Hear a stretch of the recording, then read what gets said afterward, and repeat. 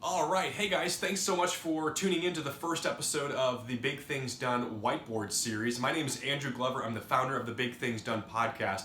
Hey, today I want to talk about something that's really important for people who want to go do something big, and that's the idea of the creative process. Now, I did a podcast episode on this recently. If you haven't checked it out, it's going to be episode number 40 on the Big Things Done podcast, and I talk about the value of being a creative person and how being creative is very important as somebody who wants to go do something big. I want to dive in specifically in the creative process that I use to take an idea and actually turn it into something that's tangible, something that's actionable, that I can implement and use every day. This creative process, it's not as simple as just simply dreaming up something and then just putting it into action, right? There's a lot more that goes into it. And unfortunately, I don't think we're ever really taught how to be creative, how to come up with an idea and actually put it into action, put it into reality. And so I'm going to diagram that for you in the process I use to create something. And then at the end, I'll kind of give you some real life examples on how I do that every single day. Whether it's a small project or something that's very large, I'll kind of give you two different examples to kind of bring those things together. So bear with me here. I've got my marker. Let's outline the creative process. So whenever you're sitting down and creating something, the first thing that you're going to have to do is you're going to have to dream. You're going to have to think about what is it that you want to go create. So I sit here and I dream about what I want to go do, right? Maybe that's creating a smoked meat like salmon, right? That'll be an example that I'm going to talk about later. I love to smoke meat, and let's say I want to go smoke some salmon. I've never done it before, so I want to create that, right? Maybe it's a leadership process or a different policy you want to put in place from a leadership aspect. We'll talk about that as well, right? Something that makes your employees more productive and gives them more clarity in what they're trying to go do. Any sort of thing that you want to go create, you have to dream about it first. And specifically, it's very important to lay out what does it look like? What are the requirements of what you're dreaming about? So for me, right, I might list out things like what it's supposed to look like, what it's supposed to feel like, what the customer should feel when they interact with this product, right? What is it supposed to function? Maybe from an athletic perspective, how much time should I be spending doing my marathon, right? What's my goal time, right? Listing out not only what you want to do, but what does it look like? What are the measures of success? And I call those my requirements. That's what I'm doing when I'm starting out my creative process. After you've kind of dreamt about it and you've kind of laid out what it looks like to be successful and what it looks like for your idea to come to life, the next part of the process, is doing your research, doing your homework in the preparation phase. So going from dream to preparation,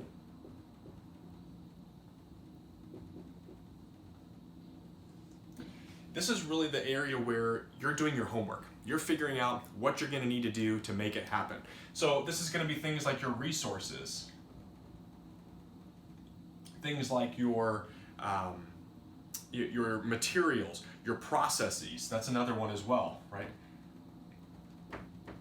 What are you going to need to make this happen, whether it's wood or meat or running shoes or a typewriter, whatever you need to make it successful. Those are your resources. What are the processes as well? A lot of times we have to think about the steps involved, right? Especially for something that's pretty complex. It's not just going to be a one and done, one shot and boom, it's created, right? It's going to take multiple different steps, like starting your own business, right? There's all sorts of different steps that are involved to making that a reality. So maybe you're going to have to start with your business plan, then you're going to have to find a building, then you're going to have to do product development, you're going to have to do marketing. All of these different steps that are going to be required to make your thing actually come to life, that's where you start outlining it right here in the preparation phase. So you dream about something, you list out the requirements, then you have your preparation phase where you list out everything you're going to need to do. Finally, you're ready to create. And we're going to go into what I call the create cycle. The create cycle is what I refer to as an iterative process. Means you're going to be going through it multiple times over. And the reason for that is because when we try to go do something big, right, when we try to create something, it is extremely unlikely that we're going to nail it on the first time, right? If you ever try to create something, maybe it's a recipe, right? Even if you follow a cookbook from start to finish, there's a lot of times it doesn't turn out exactly the way that you wanted it to, right? And that's normal, that's okay. The best creators, the best people who can make something out of nothing, have figured out how to create something and how to iteratively design their process to make something come true that meets their requirements and meets what they actually wanted from the very beginning. So this create cycle is all about iterative development.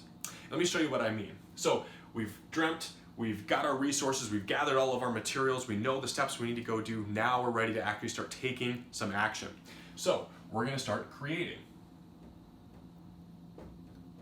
Right? We're going to create the product. We're going to put the pieces together. We're going to nail the pieces of wood together. We're going to combine the ingredients and mix it up and bake it. We're going to do all the typing that we need to create the memo. Right? Whatever we're doing, this is really that nitty-gritty step right there.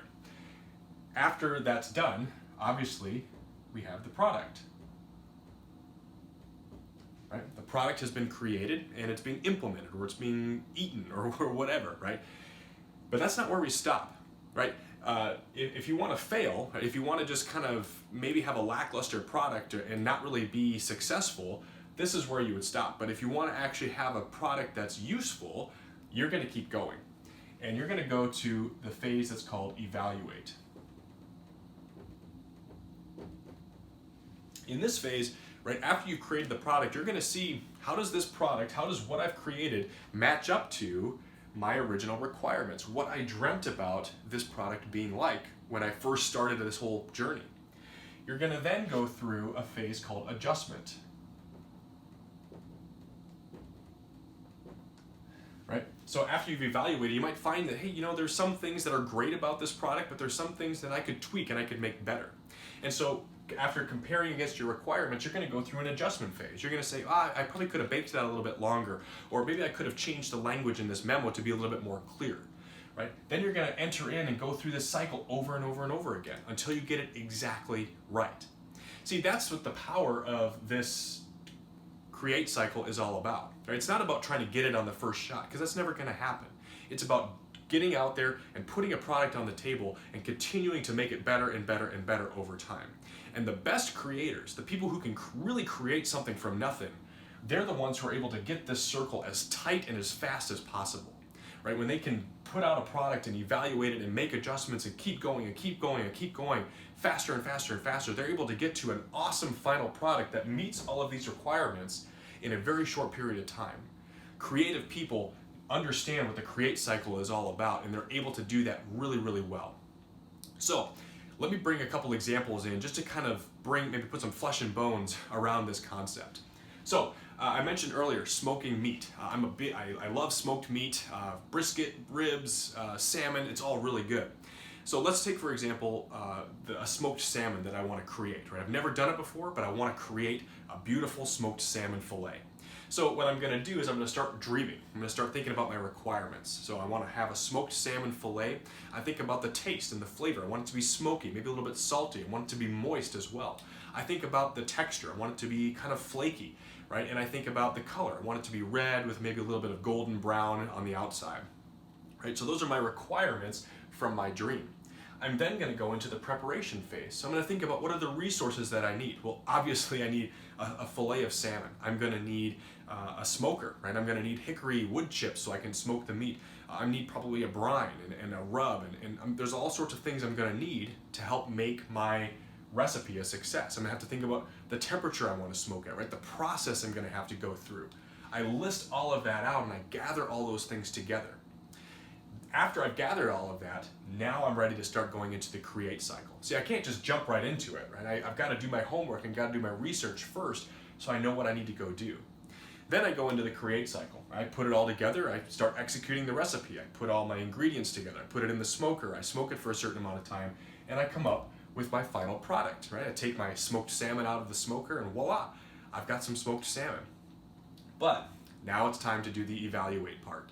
It's time to actually taste the salmon and see, have I met my requirements, right? Maybe it tastes really good, but man, it's really dry, right? I want it to be a little bit more moist, right? I didn't meet some of my requirements earlier on.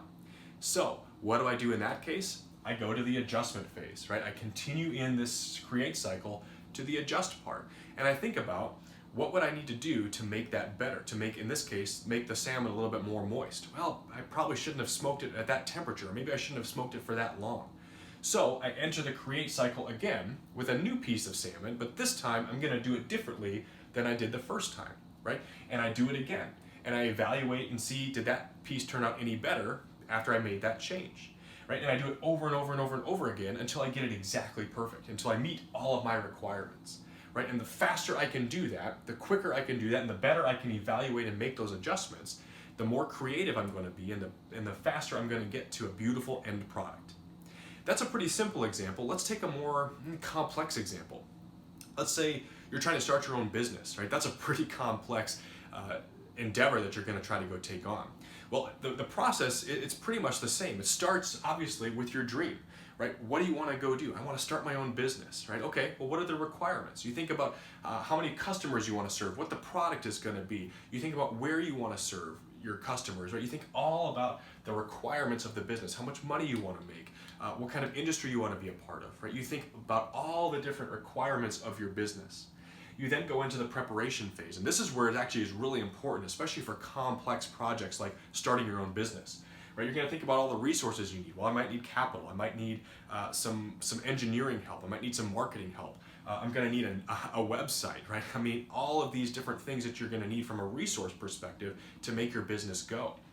A big thing here, when you're thinking about a complex system, especially like a business, you have to lay out what the different steps are. Because it's not going to be as simple as just entering in the create phase and you just do one turn and you've created your business. It's not that easy. A lot of times you have to go through multiple different create phases or create cycles for every one of the steps of your business. So let's say the first step of your business is going to be creating a business plan. So you're going to enter into the create cycle for your business plan. You're going to create a business plan, you're going to evaluate it, maybe get some feedback, and then you're going to adjust it until it's perfect, right? Or until it's good enough to keep going, right? Then you're going to think about your website, and you're going to do that create cycle, for your website. You think about your product development, right? You're going to do that for your product development as well. Every one of the steps that you list out, you're going to do the create cycle in order to make that exactly the way you want it. So it's not as simple as just going from start to finish, especially for a very complex project. It's going to take multiple iterations of the create cycle to get exactly what you want. So guys, this is the create cycle. This is the approach I take whenever I'm trying to create something, whether it's simple or complex, academic, maybe it's a physical product, maybe it's a memo or a process I'm trying to create or a policy. No matter what it is, when I'm trying to create something, I'm using this process. Follow the dream, prep, and create cycle process. Get this especially as tight as you can. Get good at that. Get good at getting feedback and at making adjustments and not being afraid to try something new, to try something different. Failing and figuring out what's going wrong, that's part of creating. In fact, that's what separates the good creators from the people who don't create anything at all, is that they're able to fail and figure out what made them fail, what made them screw up, and figure out how to actually make it better. That's the power of the create cycle, and that's the power of this whole process in general. So best of luck out there creating. If you have any questions or would love to maybe get some feedback on something, I would love to help you with that. Head over to my website, bigthingsdonepodcast.com. Shoot me a message. I'll get in touch with you, and let's go create something together. Best of luck. We'll see you out there.